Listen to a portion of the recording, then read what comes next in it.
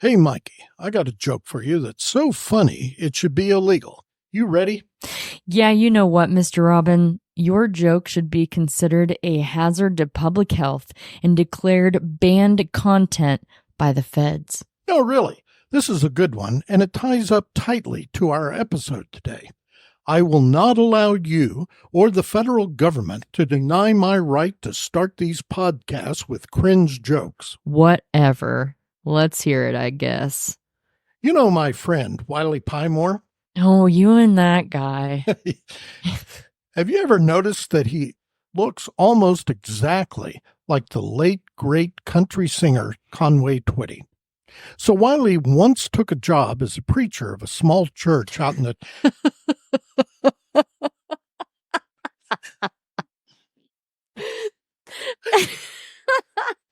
You son of a bitch. Okay, I'm good.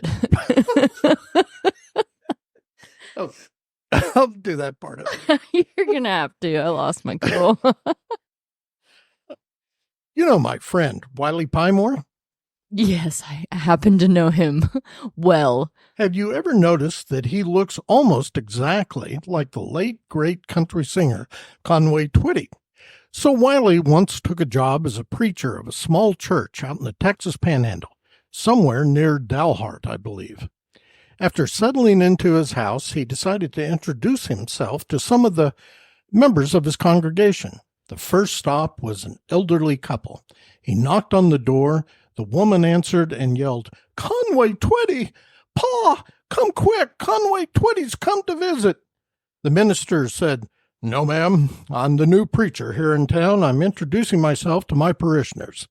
They talked for a while, and he goes to the next house on his list. Once there, he knocks on the door. A middle-aged woman answers, and again, "Conway Twitty! Oh my, I'm such a big fan of your music."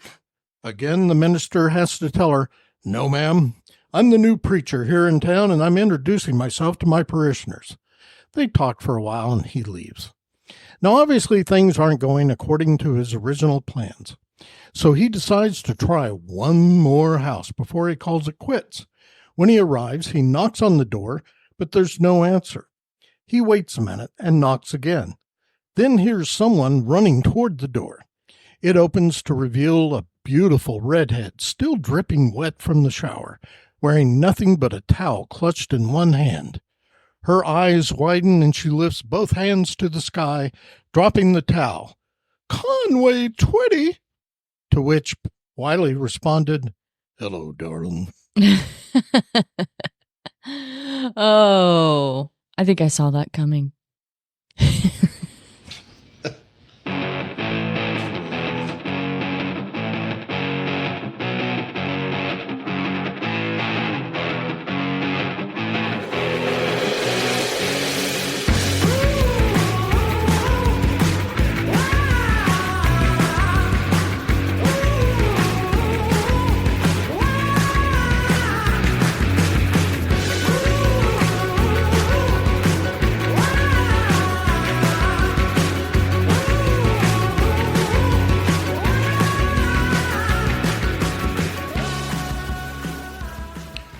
Greetings, lovely listeners. It is I, your beloved and never before been mistaken for Conway Twitty, although people do swear I look like a really young John Wayne. It's the dark, wavy hair. But I digress. I'm your co-host, Mr. Robin, coming to you digitally from the technologically advanced Studio B, located just outside of Fargo, Oklahoma. And as per usual, I am joined by my trusty sidekick, co-hosting confidant, comedic collaborator, and all-time best bud, the one and only Mikkel Murray Robinson, a.k.a. Mikey on the mic. Say hello to our lovely listeners, Mikey. Well, hello, lovely listeners. And let's not forget my cousin Fred and his two love interests, Magdalene, who's infamously known throughout the world of vehicle repossession as Repo Babe. And we also have with us a flame from cousin Fred's past, Gigi, who is also known as the hairdressing hydrologist, Gigi, whose recent return to the compound is creating a weird dynamic and taking years off my life. And we'll be discussing more about weirdness here at the compound very soon. Today, on episode 17 of Mr. Robin's Hood podcast, we're continuing our occasional series, Listen Locally, in which we explore the importance of access to local live music for rural audiences. And our guest for the third installment of the series is none other than Harrison, Arkansas singer-songwriter Beaux Jenkins. Beaux, welcome, and thank you for joining us today. Well, thanks for having me. I appreciate it. Now, I just want to make sure I've got that right. So you were born and raised in Harrison? Yeah. Which is... It's a small town. Yeah, as I recall, it's due south of Branson. Is that... Oh, yes, sir. Oh, good. So you're kind of in the heart of the music world out there, I suppose. Well, there's not really a big music scene where I come from. Okay. It's more like, I guess, like Northwest Arkansas, around Fayetteville area and stuff. Oh, There's okay. a bigger music scene up there. I'm just home of the hillbillies. That's about it. Okay. Well, at least you'll admit that. Right. Oh, yeah. But I've noted doing a little research, getting ready for this, that you're really and truly, you could be declared country music royalty. Your great uncle was Conway Twitty, who was his original birth name was Harold Jenkins, and unfortunately, I believe he died in 1993, far too soon. Yeah, he left Branson going back to Nashville, and he had an aneurysm. Oh. Wow. And as I thought I saw or heard something that you met him for the first time right after his last show in Branson. Is that correct? Yeah, I was with my granddaddy. I think I was probably around 6 or 7. Now, I didn't know how big he was. I knew he played music and stuff, but when I was that age, I really didn't. I didn't grab the whole concept, Right. Huh. And have you ever had a chance to play that venue in Branson? No, so Branson is like, it's a bunch of theaters, but they all have like their own sets there. It's not like you can go up there and just play. It's I see. They're just entertainment shows. So they have like Now, house like, bands or something? Yeah, so there are like some little bars up there, and we do play there occasionally, but there's none of them entertainment shows like they have. I see. I got you. And I also saw that you had a cousin who was the prolific Texas singer-songwriter Brandon Jenkins. Yeah, now he's I think it's a third cousin to us. Yeah. So I got an aunt that does all this family tree stuff. And, so she has everybody laid out on a leaf, and I'm just like, all right, it's interesting. I got another cousin. His name is Philip, and he is with a band. I believe they're called the White Rabbit, and I want to say they are around the New York area, and they're like a big alternative group, and they've been on like the Tonight Show and stuff. So, you never know what's going to happen, or, where you come from in your family, or what's going to, so. Yeah. Very I got true. a little bit of music all over the place. Yeah, you do. It seems to be that it runs in your family pretty thick. So. Well, I never even wanted to play music, to be honest with you. That was the last career I ever thought I would have. So how did you wind up doing that? Well, so I played around a little bit on the guitar, but it was nothing special or anything. And I was out in Oklahoma, and I played arena football out there, and I got injured. Well, when I was doing the therapy and everything, some of the guys I was with, we went to this bar, and they were doing this deal on an open mic, and it took them about 2 hours to convince me to go up there and play, because, like I said, I never really played much. I would just play for like my friends and stuff, and I finally got up there and played, and guy running the bar. He's like, man, he said, I really like your voice and stuff. He said, how many songs do you know? And I said, to be honest with you, I only know about 3 songs. And he kind of laughed and he's like, man, he said, if you can learn an hour's worth, he said, come back and I'll let you play. And so I did. And when I was walking off the stage, I realized, I was like, man, this is what I'm supposed to do in life. And I've been chasing that dream ever since, so. I see. And how old were you at that point? 26, 27. Okay. All right. I'm an old man now. Well, you wouldn't even know it. And in terms of musical influences, as you were growing up, I'm always interested when we speak with musicians, trying to get a feel for what it was that kind of influenced them or inspired them, that sort of thing. Was it all country for you, or? Oh, no. Okay. So my grandparents raised me, and my grandpa, he was a big influence, and we would listen to like 1930s big band, and we listened to like B.B. King and very cool.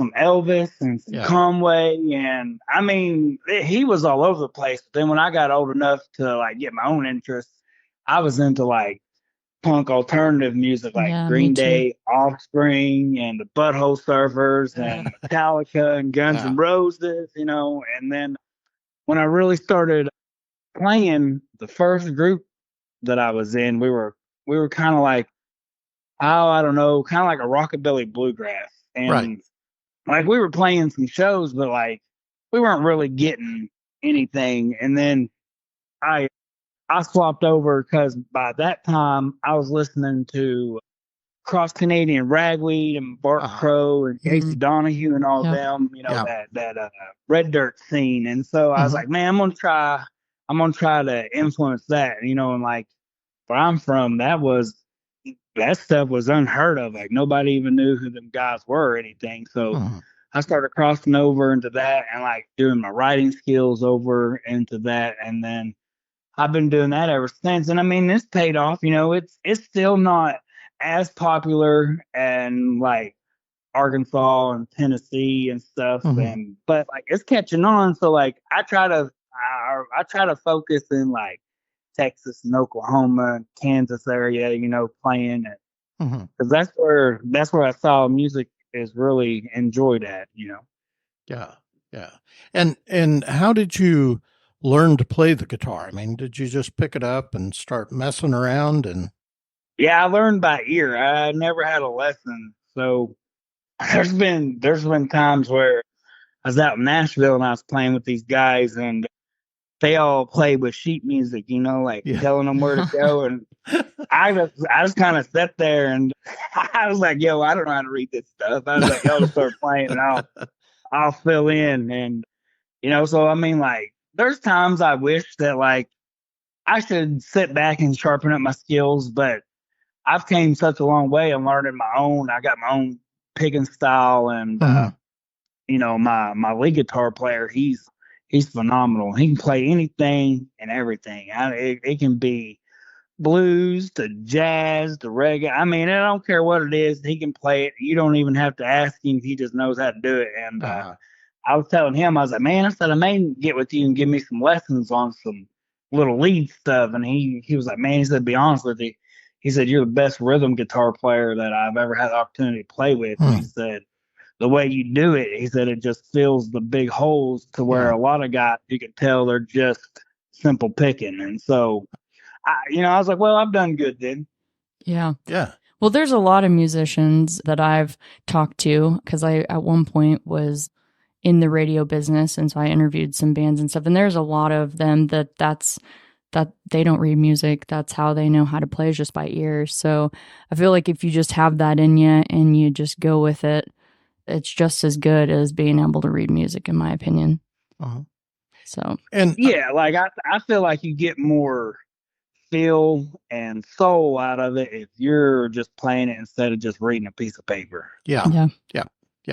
I would absolutely agree.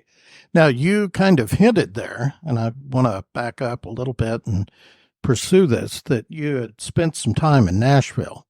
Yeah. How long did that? What a joke. Yeah, well, I was about to. So how long were you there, and what was your experience? Yeah, I'd love to know. Well, I went over there probably about the wrong time of the year, So like when I finally ventured out, I was only there for a couple months before COVID hit. So yeah. I never really got that full Nashville taste, but I got enough of it to realize that like you got to rub elbows and shake hands with certain people if you want to fit into that scene. And I just ain't about that life. Like, Yeah. I mean, I give them people, props, that's what they want to do. And hey, I'm all for it.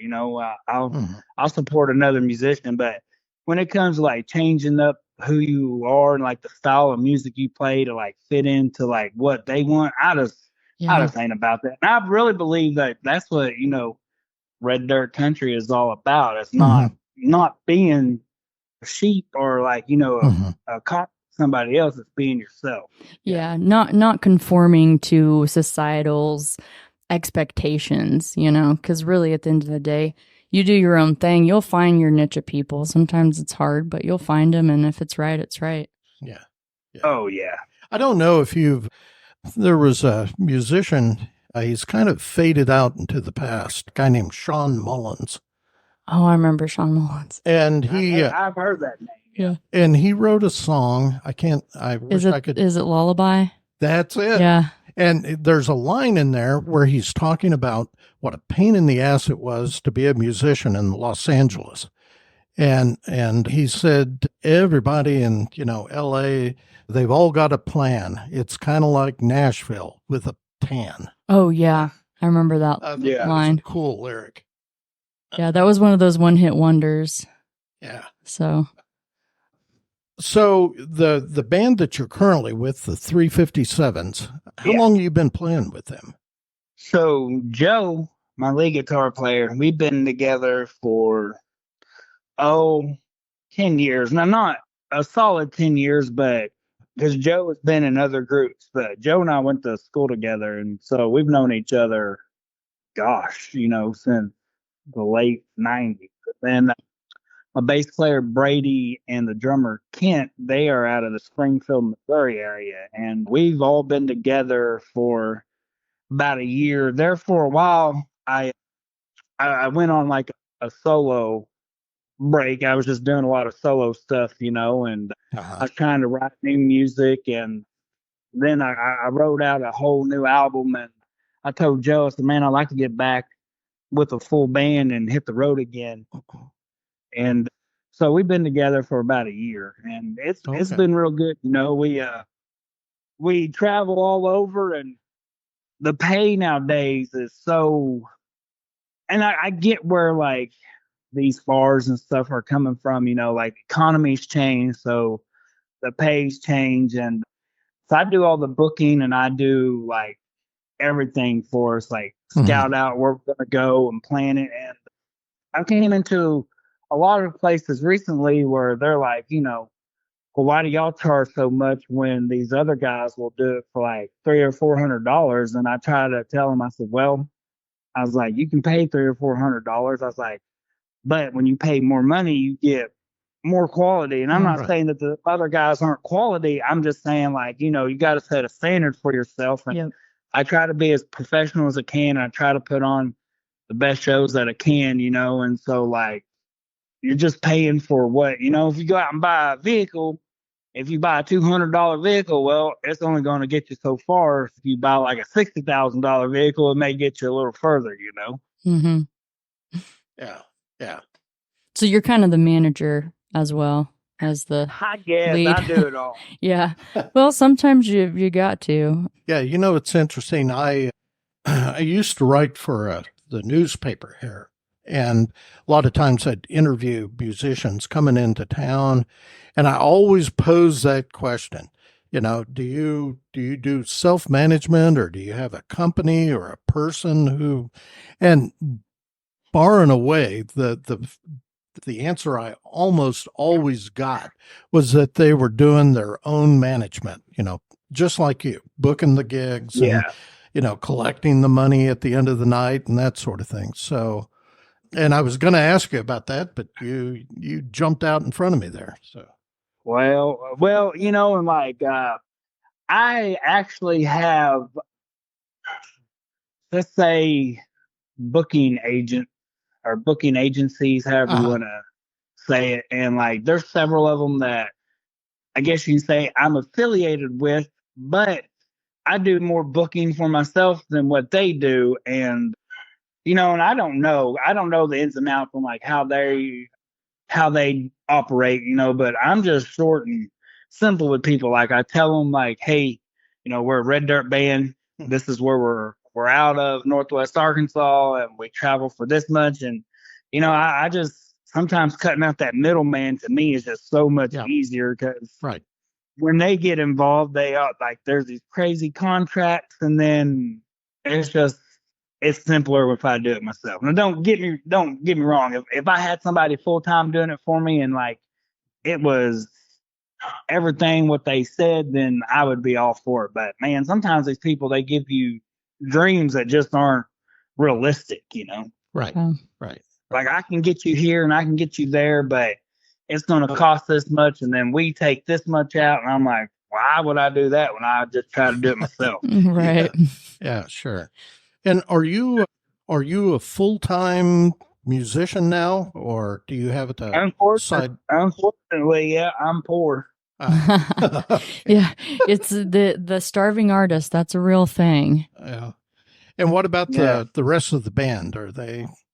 Joe, he's a full-time musician also, and he gives lessons, and he hosts an open mic on a Tuesday night, and I host an open mic on a Wednesday night, and we help each other out on, our nights, and I support him as much as I can. He does the same for me, and when it comes to like open mic, to me, them are really important because that's the way that I got my start. And when I do my open mics, like whenever I get musicians in, I may open it up, and play like 2 or 3 songs, and then I let them have it for the rest of the night because I tell them, I said, I do this all the time. I said, for me, this is me giving you an opportunity to shine and show people what you have, and I'll help you. Like, and every time like someone comes in, and they're really good, man, I reach out to bars for them. I'm like, hey, if you're looking for someone, fill in, give this guy an opportunity. And so like that's what it's for me is like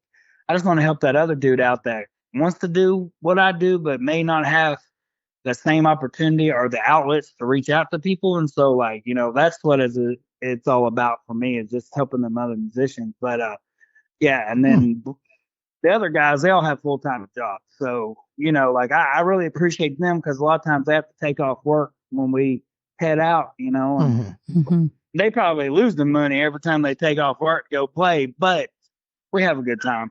Yeah. Well, and if they didn't love it, they probably wouldn't do that. So, that speaks volumes. Yeah. You'll sacrifice for art.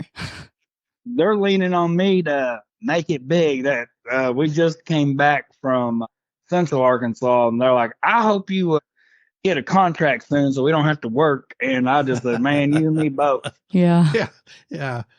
Well, I see that you and the band are in the middle of your Neon Highway tour.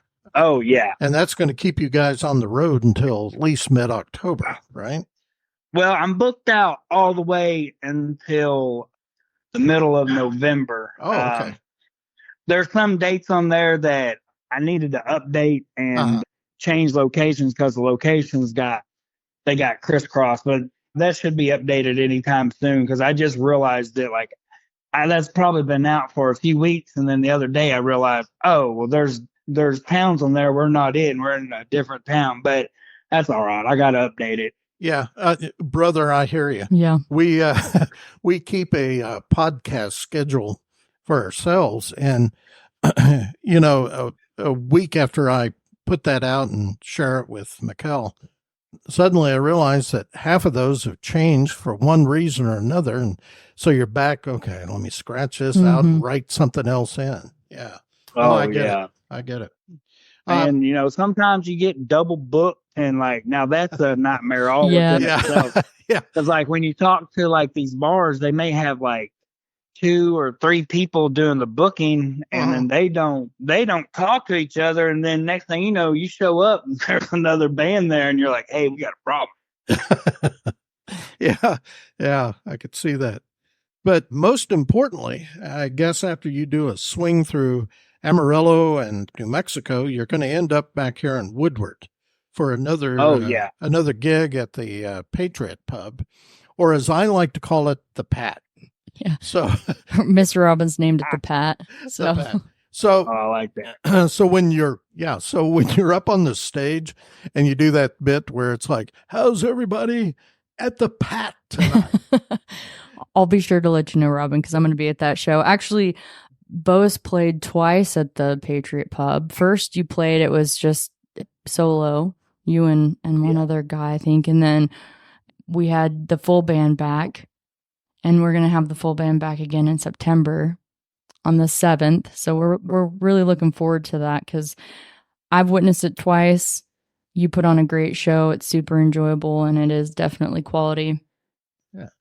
I've seen a lot of bands. And I really enjoy that. That's a fun place to play, you know, and being that far out in Oklahoma, you know, not a lot of people knowing who we were and stuff. Like, we've had a really good acceptance every time we've been there, you know, and like, I really appreciate the owners and everything taking an opportunity on us. And, you know, that's another thing too, is like, I always thank the owners and, you know, everybody works at the bar for taking that opportunity on us, because you don't know what you're going to get when you get some guys in that isn't That's from true. that area, you know. And it could be a hit or miss.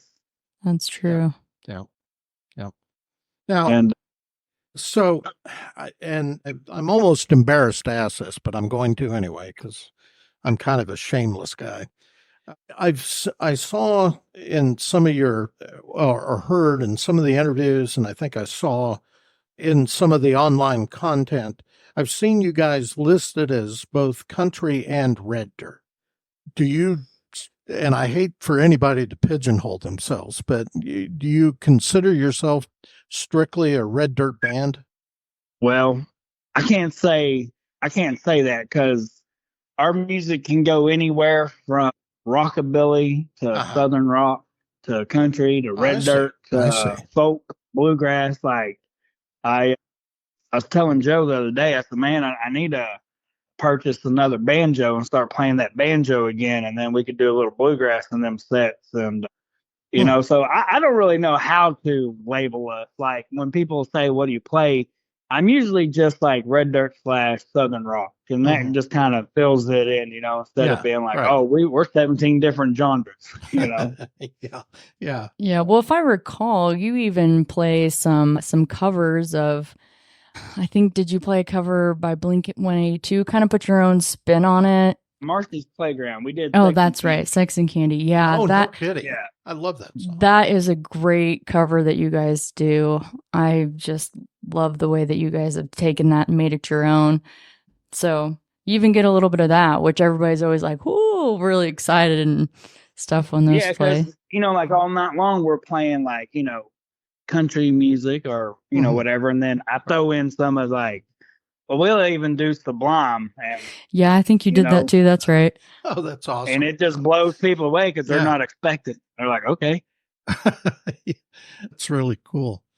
So in the course of a show for you, what would you say is, what percentage are covers and what percentage are, you know, original material that you've written? I'd say 50-50. Okay.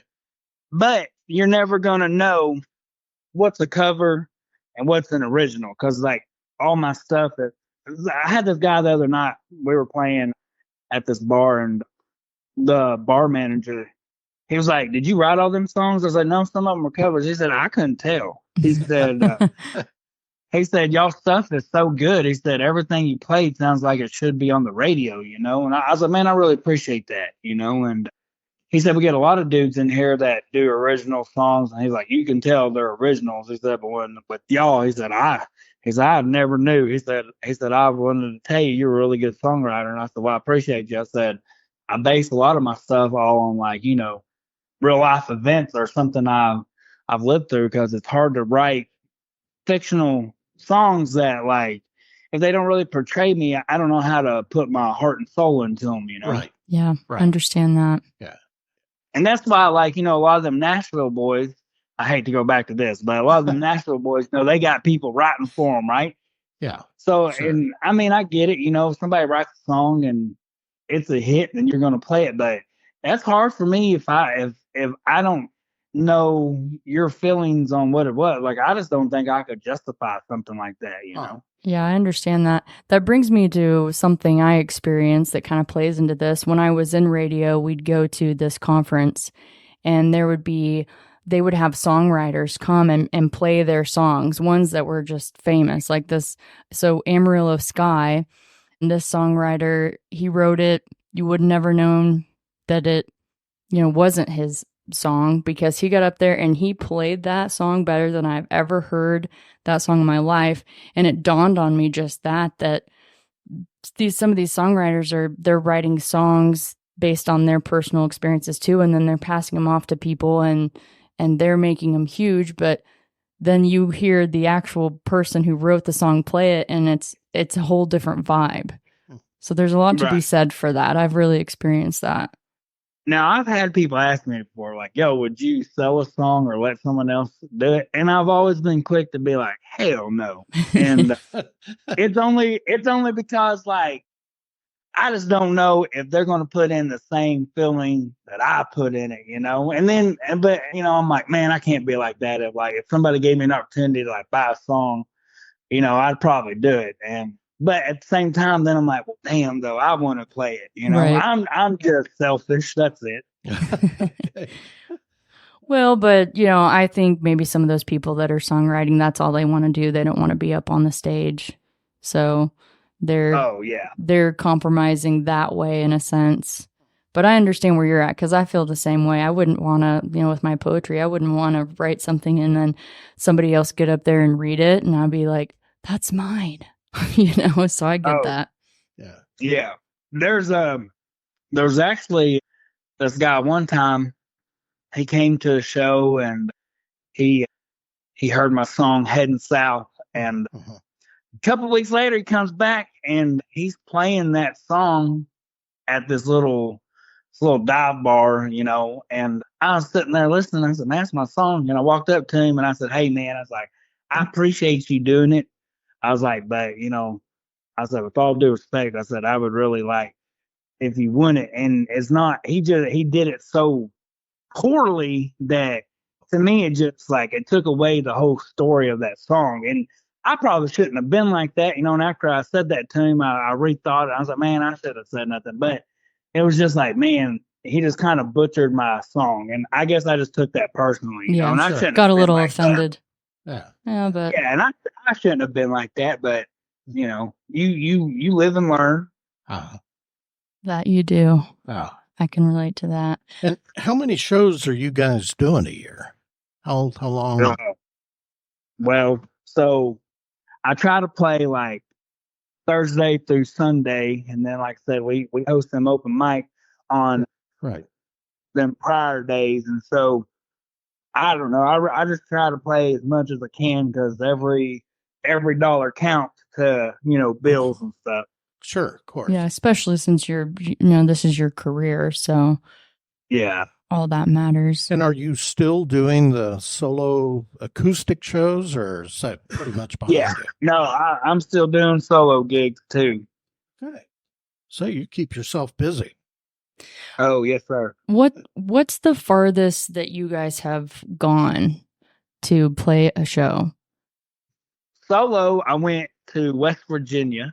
Oh, wow.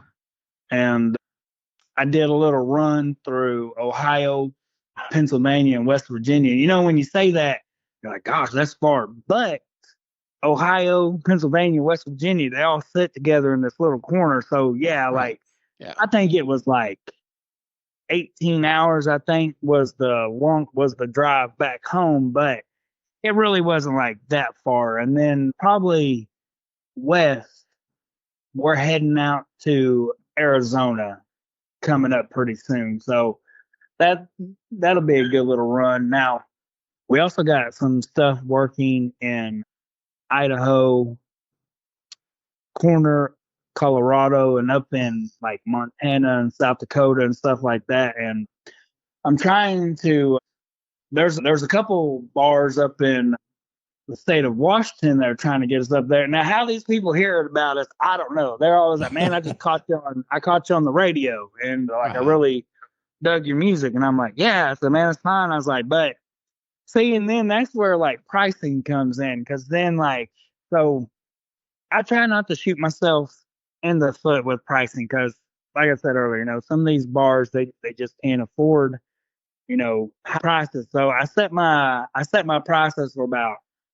I like to get 1,500 as my high, but the low is like 600, and like I take that around local. Like to me, local was like 3 hours away. Yeah. And I know people are like, how's that local? I'm like, well, when you're driving 12, 14, 15 hours in other places, I said 3 hours becomes local. Like it's not that far. And, Sure. I told them, I was like, man, I'm going to have to up my price to go that far out, just because like fuel's so high and like, you got to eat and stuff. And lodging. that's where I run into a problem, because then that's when the big negotiations, I don't know how to, be like, well, I want $2,000, and they're like, well, I can get another group for whatever, and that's where it's at right now. When we go a long place, is like negotiations, and you win some, you lose some, Yeah. Yeah. Yeah, I understand that. Now, you mentioned, obviously, you're a guitar player. You mentioned that you have some experience and want to get back into it with the banjo. Are there any other instruments that you use when you perform?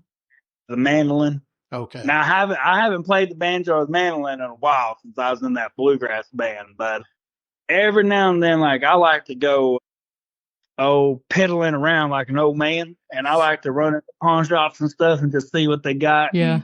I'll pick up an old mandolin or a banjo off the old wall and give it an old ring, and I think to myself, dang, I need to practice a little bit more. This sounds terrible, but whatever, Yeah. Okay. And I saw that your music is certainly available on Apple Music. Are you on any of the other platforms to stream? Yeah, we're on Spotify and Pandora, iHeartRadio. Wherever you can get music, you can find us. Okay, good. And what do you have coming up? I thought I saw something about you've got an album coming. So right now I'm in the work of trying to finish another album. I probably have about 8 songs now. They're not crisp yet, they're still in the works. I'm gonna try to do probably 12 altogether, and I'm shooting for probably the beginning of the year, and having that done. And I told the boys, I was like, yo, get ready. I said, because probably next month I'm gonna start adding in a bunch of new stuff. And with the way we live so far away from each other, we don't ever have practice time. So a lot of times when I throw in something new, it's live. So you're learning as you're playing live. Well, but that just shows the quality of your musicians, because if they can pick that up and people don't know that, then I say that's something. And you guys probably jive and been playing long enough that that's something that you can do, which is awesome, because not everybody can do that. Yeah, and so the album that we just put out, Heading South, like it's really good. And I mean, I say that, but like now the way we play songs, some of them are different from the way we recorded them, and it's just because like we might have put a different little twist on it, and we're debating right now whether to go back and redo that whole album. Wow. And so we'll see what happens, like a remastered. Yeah, some of them just hit differently now. Yeah. Like, we got different solos in them. Yeah, or kind of evolved. Yeah, And I guess not having, that corporate leash on you, you can do stuff like that. You can revise and reissue. Yeah, kind of have your own creative. What am I trying to say? You don't have take. Yeah, that's not what I'm trying to say.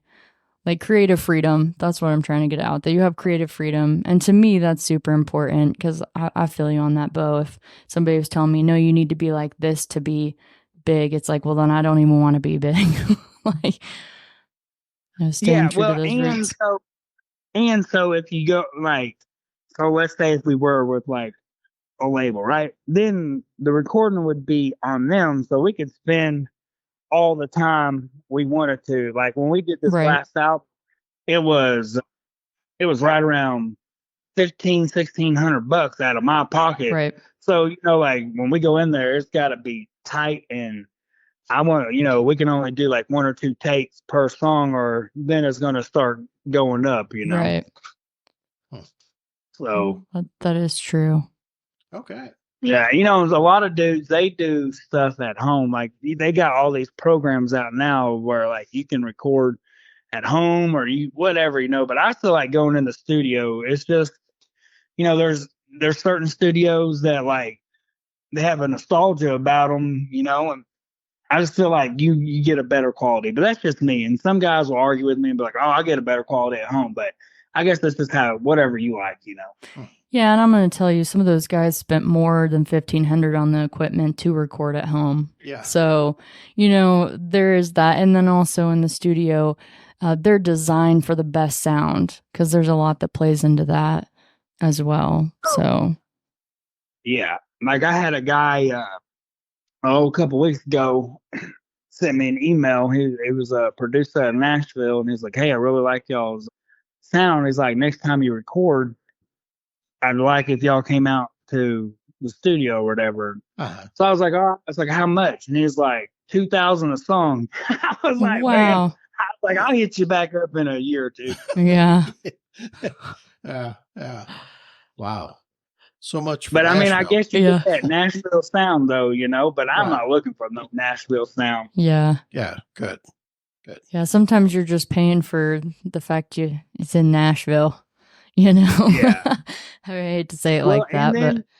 And then you got some cats out there that I've ran into, and like I said, I'm not knocking nobody by no means, but like they may record a song in Nashville, and then they go around telling everybody they're a Nashville recording artist. No, you ain't. You just made a song out there. Like to me, that don't make you a Nashville recording artist. Yeah. Yeah. Yeah, I hear that too. Okay. Well, we're going to wrap this up, but sure appreciate you coming on, Beau. And we're certainly looking forward to your stop here in Woodward at the Pat. At the Pat. So at the Pat. Yeah. At the Pat. You got it, man. So thanks a lot and good luck. And we look forward to hearing more from you and about you. Hey, well, I appreciate it. Thank you. Yes. Right. Thanks, Beau. We'll talk to you later. Take care. All right. Yeah. Bye. Bye. All right, Mikey, that's another great podcast in the books and on the air. If you have any questions for Beau, you can forward them to either Mikey or me, and we'll send those on to him.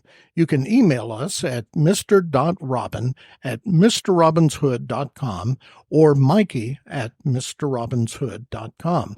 Also, you can find Beaux Jenkins and the 357s on Facebook. As always, you can reach out to Mikey or me via Podophone. The Podophone. At 580-827-0472. Maybe you just want to get something off your chest or you're feeling some butt pain because of something we said during the podcast. Give us a call. We're not likely to answer because we're quickly becoming international podcast stars and are developing a following worldwide. Well, we don't have staff yet. You can leave a voicemail. Text us if you have a question, concern, complaint, compliment, suggestion, whatever. Just don't be a dick about it. And Mikey, we have some interesting podcasts coming up over the next few months.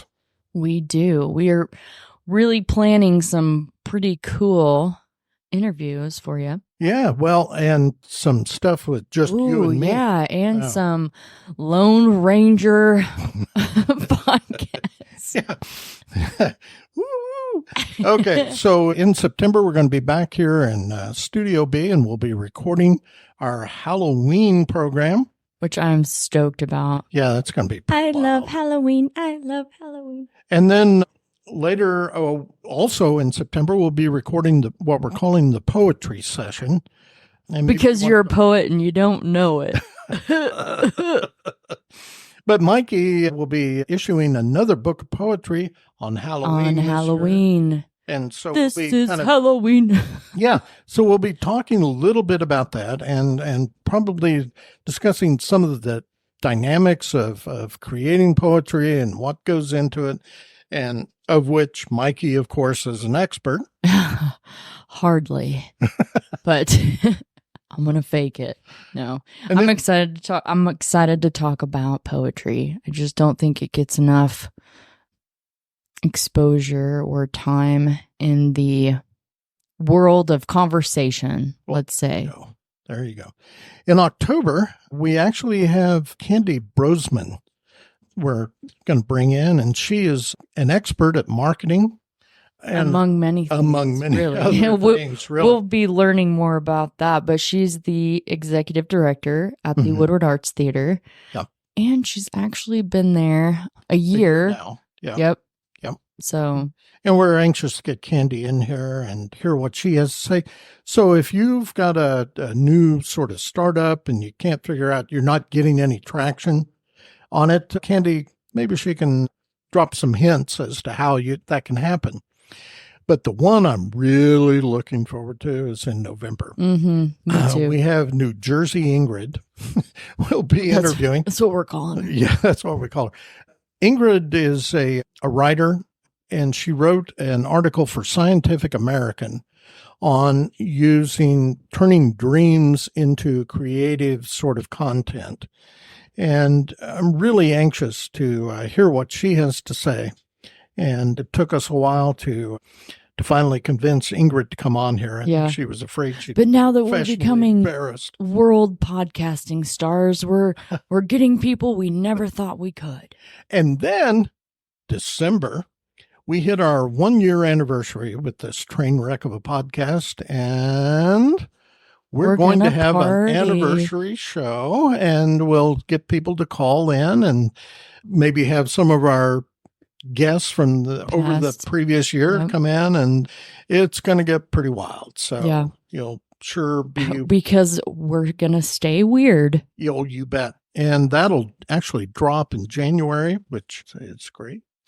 So just so we've let people know that there's a lot of really good content coming to Mr. Robin's Hood podcast in the future, and you're definitely going to want to stay tuned.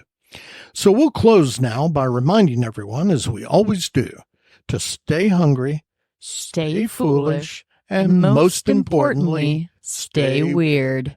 Bye, everybody. Bye, everybody.